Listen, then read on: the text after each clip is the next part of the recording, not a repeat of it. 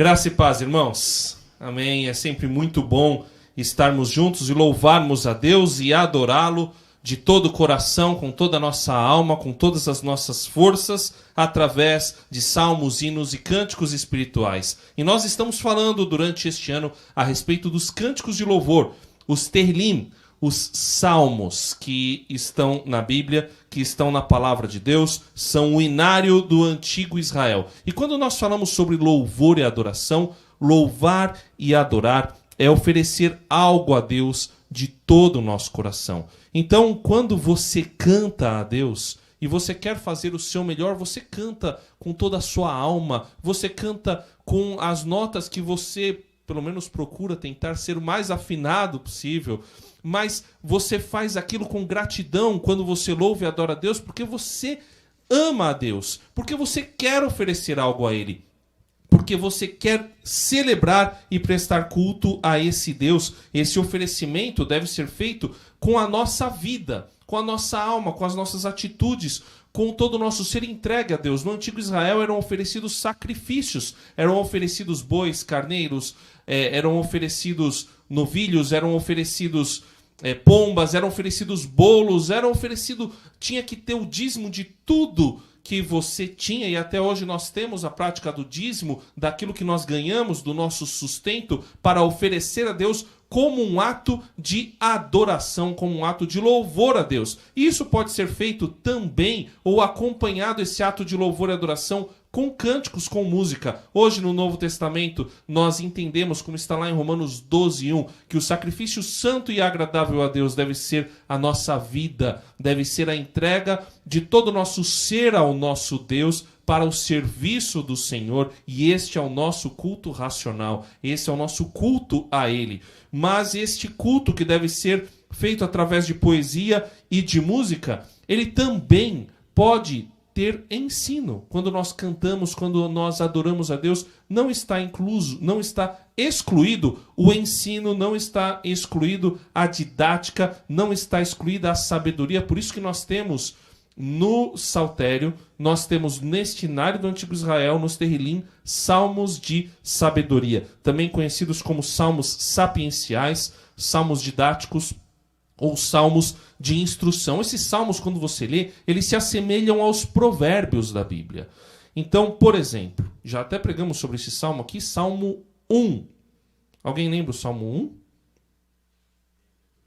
Bem-aventurado os que não andam segundo o conselho dos ímpios, não se detêm no caminho dos pecadores, nem se assentam na roda dos escarnecedores. Antes, prazer na lei do Senhor, e nesta lei medita de dia e de noite. Olha as características que nós vemos nesse salmo. Em primeiro lugar, essa frase, ela é uma frase que nos ensina, olha, não faça isso, não vá por aqui, não ande de determinado modo, mas, ao contrário, faça isso, faça aquilo. Aquele que faz assim é bem-aventurado, é feliz, é alguém que prospera de acordo com a vontade de Deus. Então a intenção destes salmos, desses tipos de salmos, é ensinar, trazer a sabedoria dos antigos para que o indivíduo e a comunidade vivam de maneira correta. E como nós podemos perceber, eles são práticos, eles são objetivos. Eles falam, olha, é dessa maneira que se vive uma vida boa que agrada a Deus. Onde que a gente encontra estes salmos? Nós encontramos Salmo 1, que nós acabamos de citar, Salmo 34, Salmo 73, Salmo 112, Salmo 133. Existem outros salmos de sabedoria, mas hoje nós vamos falar sobre o Salmo 127. E é um salmo de sabedoria que nos ensina em quem a gente pode confiar. Nele a gente pode confiar. É o que está no Salmo 127. Um salmo pequeno, mas que é muito interessante quando a gente olha para a poesia hebraica. Eu falei na última vez que nós pregamos a respeito da simetria na poesia hebraica. Então, você tem partes iguais. E é exatamente o que acontece nesse salmo. Você tem duas estrofes. Versículos 1 a 2 é uma estrofe, versículos 3 a 5 é outra estrofe, praticamente do mesmo tamanho. Se fosse um livro aberto, seriam um livro de duas partes iguais, por isso que a gente fala que é simétrico. Essas estrofes se equilibram.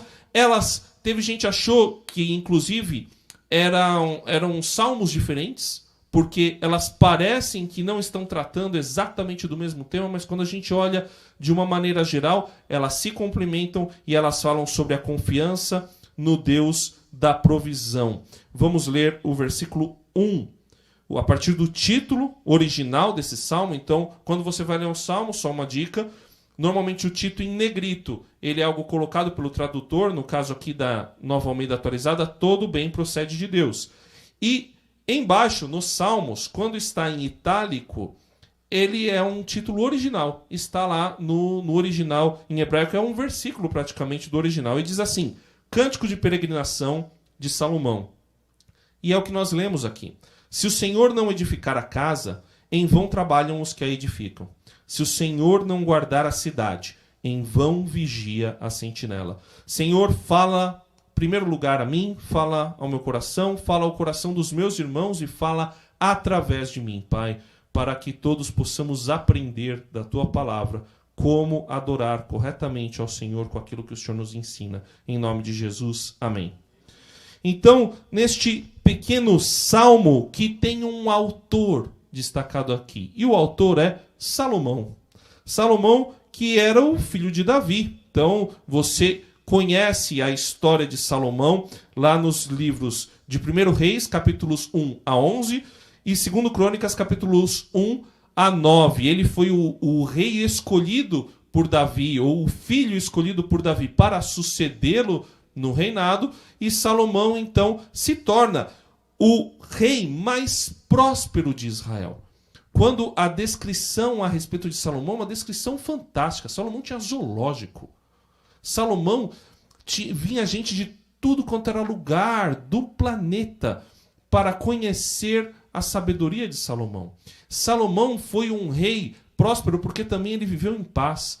O que ele conquistou a mais de Davi, ele conquistou através da negociação. Ele foi um grande negociador, um rei muito sábio, uma referência de sabedoria. Por que ele foi uma referência de sabedoria?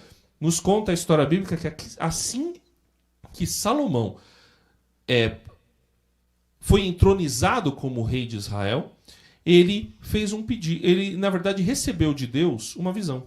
E Deus falou para ele: o que você quer? Pede aí o que você quiser que eu vou te dar. Porque Davi tinha conquistado, tinha sido um homem de guerra, tinha conseguido um bom reino para Salomão, e Salomão então está com aquele reino nas suas mãos, e Deus fala: pede o que você quiser. E Salomão vira para Deus e fala: Senhor, me dá sabedoria. E aí Deus fala: olha, você podia ter pedido riquezas, você podia ter pedido um monte de coisa, mas você pediu aquilo que você precisa. E como você pediu sabedoria, eu vou te dar todas as outras coisas que um ser humano normal poderia ter pedido. Toda a prosperidade material que um ser humano sonha, eu vou dar para você. E então, Salomão tem essa sabedoria dada por Deus, fica conhecido por toda essa sabedoria. É colocado na conta de Salomão alguns livros da Bíblia, além destes salmos, provérbios. A Bíblia diz que ele coletou muitos provérbios, eles estão aqui na palavra de Deus. Também Cantares é atribuído a Salomão, Eclesiastes é atribuído a Salomão, livros de grande sabedoria. Acontece que, infelizmente, Salomão terminou mal. Salomão não terminou bem. Salomão começou muito bem, começou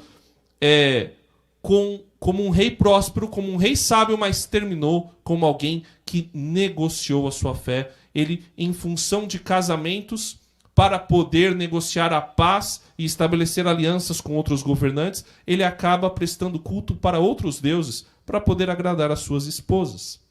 E então ele acaba cometendo idolatria. Esse pecado, infelizmente, Salomão não termina bem, e a consequência disso são inimigos que se levantam contra Salomão, e no futuro esses inimigos vão acabar dividindo o reino de Israel. Então a consequência do pecado de Salomão acaba dividindo o reino. Mas quando a gente lê esse salmo e pensa na história de Salomão, a gente fala: puxa, Salomão começou seguindo bem o que esse salmo diz, mas parece que se ele tivesse prestado mais atenção nesse salmo por toda a sua vida, as coisas teriam sido diferentes, não apenas para ele, mas para a história do seu próprio povo. E o que esse salmo traz para a gente de tão especial? Ele é tão especial que ele se tornou um cântico de peregrinação. Os cânticos de peregrinação, como está aqui no original, são 15 salmos, do Salmo 120 ao Salmo 134. E esses cânticos, eles são chamados de peregrinação, mas aparentemente eles falam de temas diferentes, mas eles são chamados de peregrinação porque foi uma coletânea feita de salmos, salmos antigos, salmos mais novos, feitos após o povo de Israel ter voltado do exílio babilônico, o povo de Judá ter voltado do exílio babilônico. Então, são coletados esses salmos. Existem duas alternativas. A alternativa minoritária é que seriam cânticos de degraus ou cântico de romagem. Cântico de degraus porque há uma tradição que diz que existiam 15 degraus no templo antigo, no segundo templo. E em cada um desses degraus, então, quando o povo ia subindo em festas, cada um desses degraus eram recitados um desses salmos. Por isso, 15 salmos para cada um dos degraus. Mas a maioria entende que esta é uma coletânea cantada durante a peregrinação para Jerusalém. Aí está a foto de uma maquete da Jerusalém dos tempos de Jesus. Mas essa parte aqui, embaixo, é justamente a cidade de Davi, a Jerusalém mais antiga, da época de Salomão. E conforme o povo... A Jerusalém é uma cidade que fica no alto, e conforme o povo subia para Jerusalém na sua peregrinação, eles já começavam a avistar a cidade, e assim eles começavam a recitar estes salmos na última parte da subida para Jerusalém, e recitavam provavelmente em ordem, ou pode ser que aleatoriamente, os salmos de 120 a 134, cada um com algum ensinamento ou com algum cântico de louvor a Deus, mas também ensinamentos porque para o antigo Israel, ensinamento também é louvor. E essas a gente percebe muitas desses salmos que falam, que tem esse contexto da peregrinação, da subida até Jerusalém, porque eles falam muito a respeito do templo, falam muito a respeito da cidade santa, e muitos deles terminam com uma frase que é muito própria para os dias de hoje. Haja paz em Israel.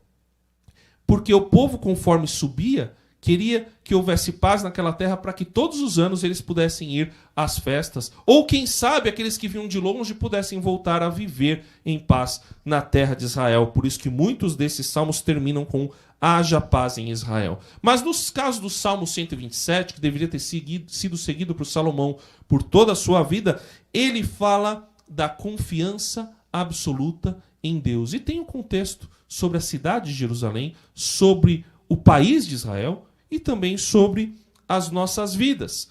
Porque sem essa confiança, sem confiar em Deus, sem esperar totalmente do Senhor, a vida ela se torna inútil. Vamos ver novamente o que diz esse salmo. Se o Senhor não edificar a casa, em vão trabalham os que a edificam. Se o Senhor não guardar a cidade, em vão vigia a sentinela. Então vamos pensar nessas duas casas que aparecem aqui. Apesar da palavra para casa aparecer uma vez só, mas ela fala de duas casas. A casa, construção, ou pode ser outro tipo de casa, e a cidade, que de certa forma é a nossa casa. É o lugar onde nós moramos. E no sentido concreto desse salmo, estão localizados os lugares onde moramos. Quando nós pensamos na época do Antigo Israel, as casas elas estavam normalmente dentro das cidades, ou se elas estivessem fora, elas eram protegidas por muro, se estivessem na zona rural, mas dentro das cidades elas ficavam dentro da proteção do muro da cidade, e as cidades que normalmente eram fortificadas para que fossem protegidas de guerras, de assaltos, de roubos, de qualquer tipo de problemas que pudessem acontecer. Acontece que essas casas, essas fortificações, essas cidades, elas não estavam imunes a vários tipos de problemas, como não estão imunes hoje. Enchentes, terremotos, como havia muito naquela região e há até hoje, roubos, guerras, saques de povos estrangeiros, todo tipo de violência interna e externa. Nenhuma cidade, nenhuma casa está totalmente segura contra isso. Tanto que quando nós andamos pela nossa cidade, nós vemos os prédios muito bem guarnecidos. Quando tem casa, normalmente com cerca elétrica. Hoje em dia, muitas câmeras. Porque todos querem proteger o seu lar, o lugar onde moram, querem ter algum tipo de segurança. E é interessante que normalmente essas casas ou esses prédios mais bem seguros são os de maior prosperidade. Então o que a gente percebe pela simples observação, e o salmista traz aqui, é que ainda que haja prosperidade, se não houver algo a mais, as cidades, as casas, elas são vazias de sentido, pois sempre haverá a sensação de insegurança. E isso é provado pelo fato da gente procurar se proteger o tempo todo. Nas nossas casas, nas nossas cidades e nas antigas também sempre haver a busca por proteção. Agora nós podemos também entender o sentido figurado desta casa, desta cidade. A casa é o lar, é a família, é o lugar onde nós sentimos seguros. A cidade é a nossa sociedade, com quem nós nos relacionamos. Então nós estamos falando sobre relações. Mas também não há segurança, porque ainda nos relacionamentos nós estamos sujeitos a discussões, a imoralidade, a problemas de relacionamento. Tem gente que diz que é muito bom ter a família apenas nas festas, porque assim não há discussões, não há problemas, não há brigas. Então nós temos muitas dificuldades de nos relacionarmos com as pessoas. E buscamos uma sensação de segurança dentro de um lar com pessoas que pelo menos não briguem, não discutam. Mas acontece que a gente sempre vai ter alguma área sensível no relacionamento com outra pessoa, e isso faz com que também nas relações essa sensação de desconfiança esvazie o sentido de buscar um lar por simplesmente ter um lar. Por buscar prosperidade nas relações, simplesmente por ter prosperidade nas relações, porque sempre haverá o risco de quebra de relacionamento. Assim como há o risco de problemas, por mais fortificada que seja uma casa, ou mais segura que seja uma cidade. Então, no versículo 2, o salmista traz: será inútil levantar de madrugada, dormir tarde, comer o pão que conseguiram com tanto esforço. E aqui há um outro aspecto do esforço e da busca por prosperidade humana, que não é só através da construção da casa ou da construção de uma cidade fortificada ou de um lar ou de relacionamentos que gerem segurança, mas o esforço que vem pelo trabalho. E o trabalho que traz o pão, que traz o sustento e que traz a prosperidade. E é muito interessante olhar para o texto e ver essa frase, comer o pão que conseguiram com tanto esforço. Há uma outra versão que traz o pão de dores. Porque a ideia do texto aqui não é um esforço positivo, mas um esforço que esgota a pessoa. Um esforço que traz dor, que traz calo nas mãos, que traz dores nas costas. Acho que ninguém se identifica com isso, né? Que traz dor de cabeça. O esforço do trabalho que é cansativo, que você não vê a hora de parar. E esse trabalho pelo trabalho, e a pessoa que fica de madrugada trabalhando e que não consegue dormir porque está preocupada com o trabalho, que se esforça demasiadamente, quando vai ver, como dizem Eclesiastes, com todo o resultado do trabalho, também vê que o esforço que tem recompensa, mas a recompensa se torna inútil e pequena diante do tamanho do esforço que é feito. Porque o esforço rouba tempo, tranquilidade, descanso e paz. A nossa sociedade quer construir coisas sem Deus. Quer construir casas sem Deus, cidades sem Deus, quer ter esforço do trabalho, quer conseguir o pão de cada dia sem Deus. A gente vê isso nas escolas, a gente vê isso nos discursos do trabalho, a gente vê isso na cultura, na mídia. Queremos tirar a espiritualidade e se focar no objetivo. Acontece que sem Deus, a vida não tem sentido. Sem Deus, todo esforço, todo trabalho, toda a proposta de segurança e de construção de alguma coisa se torna inútil. Por isso que é importante a gente entender como faz falta uma espiritualidade saudável na nossa sociedade. Quando a gente vê pessoas que buscam a espiritualidade em empresas, em escolas, em faculdades, em hospitais, em quartéis, batalhões militares, nos mais diversos ambientes, aquele ambiente se torna mais saudável. Porque a espiritualidade é parte fundamental do ser humano. O ser humano tem sede de Deus.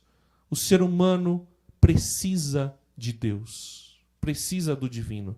Por isso que a segunda parte do versículo 2 diz que aos seus amados ele o dá enquanto dormem. Na NVI, a tradução é: o Senhor concede o sono àqueles a quem ele ama. Isso significa que apesar de você se esforçar tanto, apesar de você se desgastar tanto no trabalho, existe uma parte do trabalho que só vai acontecer sem o seu esforço. Tem coisa que acontece sem você e nem adianta você tentar colocar a mão. Porque uma vida com sentido, uma vida com propósito, satisfação e segurança só é possível quando há confiança em Deus para realizar todos os projetos da nossa vida. O pão cresce pelo fermento independente da nossa atitude. A colheita, depois de ser plantada, ela cresce independente da atitude do semeador. A aplicação vai render, após ter sido feito um bom estudo a respeito daquela aplicação, a respeito daquele investimento, mas vai render sem a ação direta do investidor. A gente estuda, a gente se esforça para uma prova, mas depois que a gente fez a prova, quem vai dar nota é o professor. Existe uma parte que é o seu esforço. Isso tem tudo a ver com ansiedade. A ansiedade é sobre controle. Quando você está ansioso é porque você quer ter controle da situação. E controle absoluto. Acontece que confiar em Deus é fazer o que pode ser feito e o que deve ser feito. Estudar, trabalhar. O texto não está condenando o trabalho. Você deve vigiar a sua casa. Você deve construir uma boa casa. Construir uma boa sociedade. Se esforçar nos relacionamentos. Acontece que sobre o que não pode ser feito, confiar em Deus é descansar. É dormir, é repousar, é deixar o fermento fazer o seu trabalho. É deixar a chuva regar a terra. É deixar que o professor dê a nota. É fazer aquilo que você precisa fazer e sobre o que você não pode fazer, entregar para Deus. E deixar que Ele faça o que você não pode fazer e o que você não consegue fazer. É isso que é confiar em Deus. É por isso que o Salmo fala: é inútil você edificar a casa se você não contar com o Senhor como o arquiteto principal da sua casa. Nós precisamos ter Ele como o Senhor da nossa vida e o Senhor do nosso trabalho e do nosso esforço. Porque se o Senhor edifica a nossa casa, sabemos que não é qualquer coisa que pode derrubá-la. Se o Senhor edifica o nosso lar, sabemos que não é qualquer problema que causará instabilidade na família e nos relacionamentos. Se o Senhor vigia a cidade, temos a certeza e plena confiança de que ela estará verdadeiramente segura, ainda que haja problemas, porque Ele está no controle da situação. Se cremos que o Senhor tem o controle de tudo e a partir dele, dos seus princípios e das suas ordens, construirmos a nossa vida, podemos ter certeza de que alcançaremos verdadeiro sucesso, verdadeira paz e teremos verdadeiramente a satisfação. Isso que é prosperidade. Prosperidade não é ter tudo, é estar contente com o que você tem. É estar satisfeito com o que Deus te deu. Por isso, e para que isso aconteça, nós devemos reconhecer que tudo aquilo que nós podemos ter tem como fonte o Senhor. Ele é a fonte da nossa provisão. Por isso que esses dois primeiros versículos se ligam aos versículos seguintes, quando diz: herança do Senhor são os filhos, o fruto do ventre, seu galardão. No antigo Israel, e isso é muito importante para a gente entender o que é dito sobre herança do Senhor, no antigo Israel, a herança que o povo tinha era a terra. Então, o povo, cada família recebeu uma parte da terra por herança, e aquela parte da terra pertencia à família. Se pertencia à família, como é que aquela terra continuava de posse da família? Através da descendência, através dos filhos. Por isso que ter descendência no Antigo Testamento é algo importantíssimo, é algo fundamental. Por isso que os filhos eram considerados recompensas do Senhor, recompensas de Deus. Há a parte humana, há o casamento, há o relacionamento conjugal. Mas há aquilo que não dá para ser feito. Não há controle sobre o feto que cresce no ventre da mãe. E quem já passou, nós estamos aí com irmãos que estão passando, por isso a irmã Ana Paula lá em Miracatu, você tenta fazer de tudo para que o neném fique sadio na barriga da mãe. Mas às vezes parece que o neném começa a perder peso. Ah, é a placenta de escola. Aí tem algum outro problema.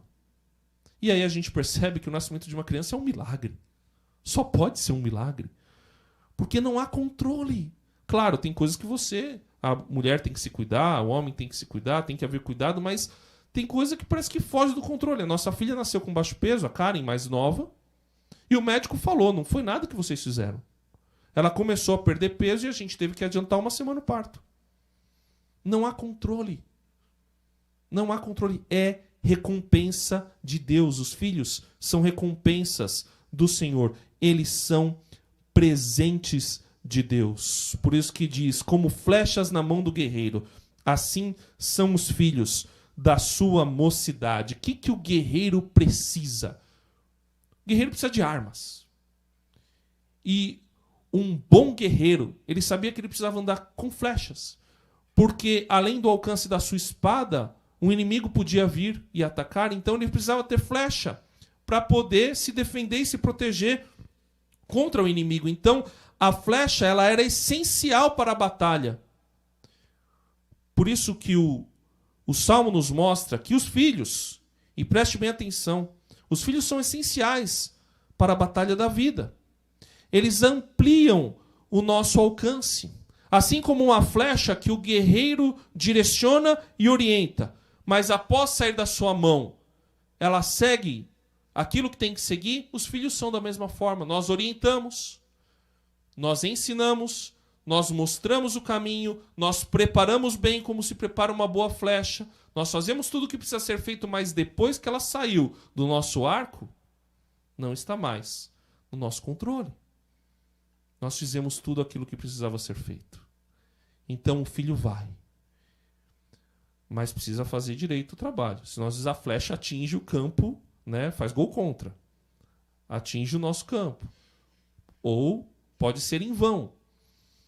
Uma boa flecha bem direcionada, ela atinge o alvo. Mas não há controle depois que ela sai do arco. Então, nós precisamos ter essa sabedoria, entendendo que os filhos, nossos filhos, são flechas. Nós precisamos prepará-los, nós precisamos treiná-los, nós precisamos orientá-los. Esta é nossa responsabilidade. Parte A do versículo 5. Feliz o homem que enche deles a sua aljava. No Antigo Testamento, ter muitos filhos era sinal de prosperidade e bênção, justamente por causa disso. Porque, olha, a minha terra vai ter continuidade. Posso até conquistar outras terras através de casamento. Posso ampliar o alcance do meu clã. Diferente perspectiva do que temos hoje. Filho é gasto. Filho é peso.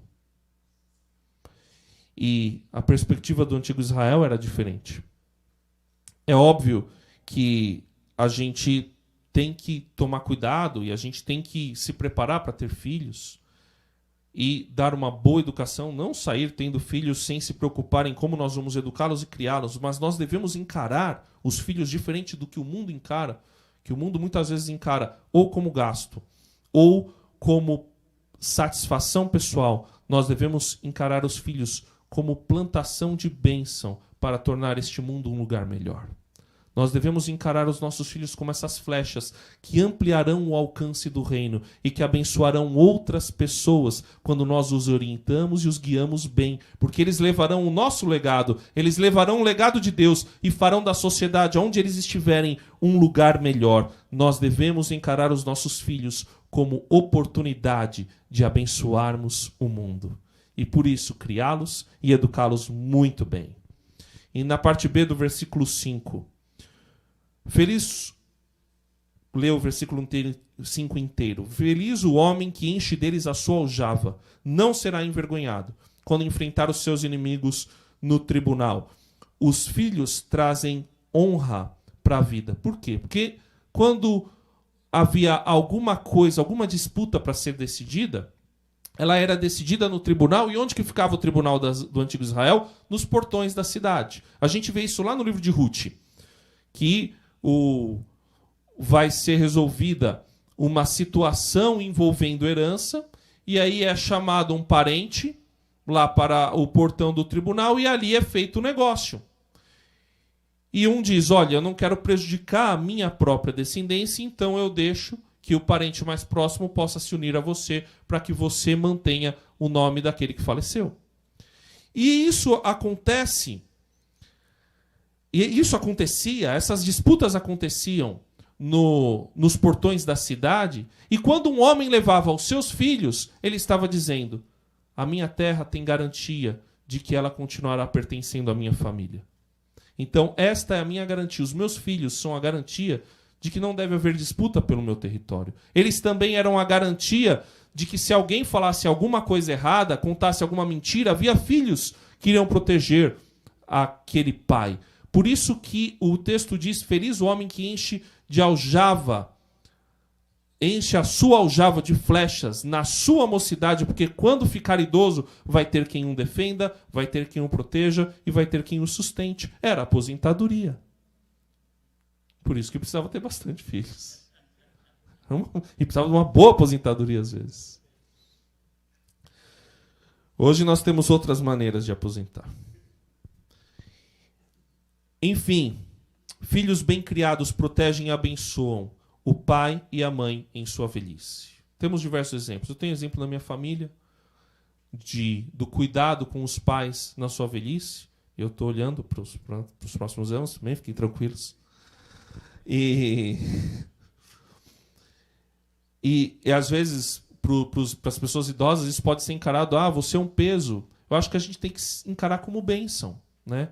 Tenho quem cuida de mim quando eu precisar. E não é diretamente para vocês não, fiquem tranquilos.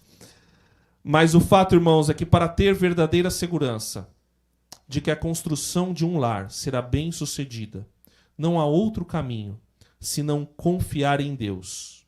Pois é Ele quem dá proteção, alimento e filhos que ajudarão o homem em sua velhice e em momentos de dificuldade. Por isso que não adianta só colocar filhos no mundo. É preciso cuidar bem desses filhos, orientá-los, dirigi-los, guiá-los, e assim eles nos honrarão nas situações de dificuldade, nas situações em que haverá necessidade. É bênção ter filhos. Tenhamos filhos. Vocês que são pais, cuidem dos seus filhos, orientem seus filhos, abençoem seus filhos.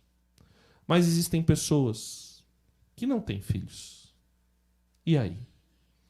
Para o Antigo Testamento, essas pessoas que não tinham filhos, para o Antigo Testamento não, desculpa, para a sociedade de Israel do Antigo Testamento, as pessoas que não tinham filhos eram amaldiçoadas por Deus.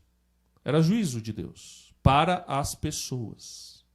Acontece que a palavra de Deus nos traz uma perspectiva diferente. Ela coloca a esterilidade, seja da mulher ou seja do homem, como uma oportunidade de Deus glorificar o seu nome, independente da ação da mulher ou do homem. Não coloca necessariamente como castigo. Os patriarcas são formados de pessoas estéreis. Sara era estéril e Deus fez o milagre de abençoá-la com filhos na sua velhice. Rebeca era estéril. Isaac orou por ela. Ana era estéril e deu à luz um dos maiores profetas de todos os tempos, que foi Samuel. A esterilidade na Bíblia é uma oportunidade de Deus glorificar o seu nome. Provavelmente Débora não tinha filhos, e Débora foi considerada uma mãe de Israel, porque ela abençoava o povo de Israel em todas as suas necessidades, inclusive liderou numa guerra. Isto está lá no livro de Juízes. Então, não ter filhos é, na verdade, uma oportunidade de Deus para que o nome dele seja glorificado através da vida da pessoa estéril. Às vezes, através de um milagre. A pessoa estéril ora a Deus, pede ao Senhor suplica ao Senhor e Deus dá um milagre. Nós tivemos casos na nossa igreja disso. Eu conheço outros casos de pessoas estéreis e que Deus milagrosamente deu filhos. Agora, existem outras oportunidades em que Deus pode abençoar pessoas estéreis ou pessoas que não têm filhos, porque os filhos são as pessoas que discipulamos e ensinamos, deixando como legado de bênção para a sociedade. Um grande exemplo disso é a adoção. Existem irmãos, e nós temos casos também na igreja, que adotam filhos. E eu ouvi de uma pessoa, não daqui, de outro estado, dizendo que quando ela foi adotar o filho, ela não estava ganhando um filho. Ela não estava recebendo o filho de outra pessoa. Ela estava indo ao encontro do filho dela. E o filho dela estava indo ao encontro do pai e da mãe. Então, se há alguém aqui que pensa em adoção, quando pensar nisso, ou alguém que adotou, seja grato a Deus, porque Deus te deu um filho. Deus te deu filhos para que você crie, para que você cuide e para que você deixe legado de bênção na sociedade. Nós mesmos somos adotados como filhos de Deus. Gálatas 4, versículos 4 a 5. Mas quando chegou a plenitude do tempo, Deus enviou seu Filho, nascido de mulher, nascido sob a lei, para resgatar os que estavam sob a lei, a fim de que recebêssemos a adoção de filhos. Somos filhos de Deus pelo sacrifício de morte e ressurreição de Jesus. E Jesus nos resgatou e nos fez filhos dele. E o próprio Jesus não teve filhos. O que ele fez? Ele fez discípulos. Ele ensinou outras pessoas. Ele compartilhou o legado dele para que outras pessoas conhecessem o Pai. E através dessas pessoas, o mundo todo conhecesse o Pai. Por isso você, que Deus separou para ser solteiro, pode discipular os seus sobrinhos. Pode discipular as crianças da igreja. Pode discipular outras pessoas. E nós temos casos de pessoas solteiras aqui na igreja que são cheias de filhos. Porque levaram o evangelho para muita gente. Porque cuidaram de quem tinha recebido o evangelho. Porque discipularam. Porque levaram a palavra de Deus. E você que já é pai, você pode ter muitos filhos levando a palavra de Deus para as outras pessoas, discipulando, cuidando, ensinando, influenciando aonde quer que você esteja. Podemos nos encher de filhos e podemos ter também muitos pais e mães. Nós precisamos disso, compartilhar a bênção para que a sociedade receba também os frutos daquilo que Deus tem nos dado. As pessoas que Deus coloca no nosso caminho, que às vezes a gente encara como peso, que às vezes a gente encara como problema. Essas pessoas, todas as pessoas que Deus coloca no nosso caminho, são oportunidades para nós abençoarmos e sermos abençoados. Às vezes até aquela pessoa que é uma pedra no seu sapato. Parece que é um vírus no seu computador. Ser humano difícil. Uma pessoa virou para mim e falou: esse daí, que você tem tanta dificuldade, é um termômetro que Deus colocou na sua vida. Para você mesmo saber como que você tem que agir e para que você também melhore.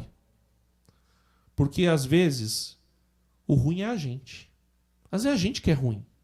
E aí a gente está achando que o outro é mal, que o outro é chato, que o outro é difícil, que o outro é implicante. Às vezes o difícil somos nós.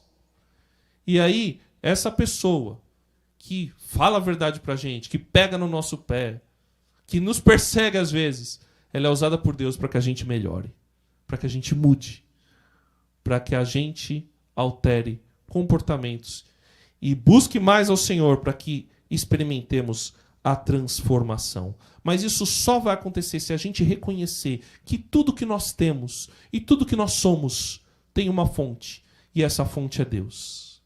Se nós reconhecermos que os nossos filhos vêm de Deus, nós os trataremos diferente. Se nós reconhecermos que a nossa casa precisa de Deus para ser construída, nós a construiremos diferente. Se nós entendemos que Deus é o Senhor da cidade, nós veremos e trataremos a cidade diferente. Que Deus é quem nos sustenta, nós continuaremos trabalhando, mas a ansiedade não vai tomar conta do nosso coração.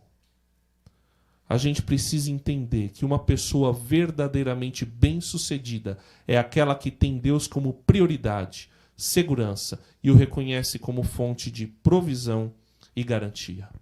Irmãos, uma vida verdadeiramente bem-sucedida não é aquela com acúmulo de bens a partir do esforço próprio. Isso é inútil.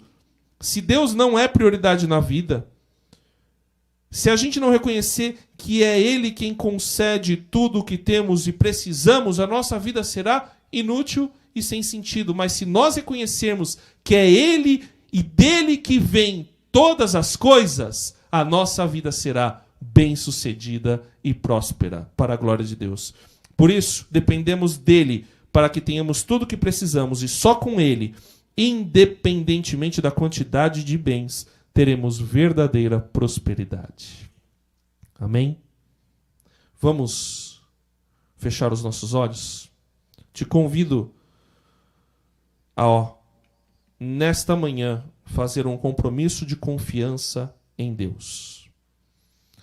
Se você nunca fez este compromisso, ore assim comigo: Senhor, eu reconheço que tudo que eu sou e tenho vem do Senhor. E eu nunca coloquei o Senhor como construtor da minha vida. Mas hoje eu coloco o Senhor como a pessoa que vai à frente. Como aquele que vai fazer tudo o que eu preciso. Como a minha prioridade. Recebendo o Senhor Jesus como único e verdadeiro Salvador e Senhor. Pois Ele fez aquilo que eu não podia fazer, que é morrer pelos meus pecados. Eu reconheço Ele como Senhor e recebo agora a salvação, me arrependendo dos meus pecados e colocando a minha confiança em Deus. Em nome de Jesus, amém. Todos de olhos fechados, alguém que fez esta oração nesta manhã pela primeira vez, levante a sua mão. Alguém que fez essa oração nesta manhã pela primeira vez? Se você que está na internet fez oração nesta manhã pela primeira vez, eu te convido a entrar em contato conosco, falar com a gente, que vai ser um prazer poder levar a palavra de Deus para você e te discipular para que você também frutifique. Todos de olhos fechados ainda.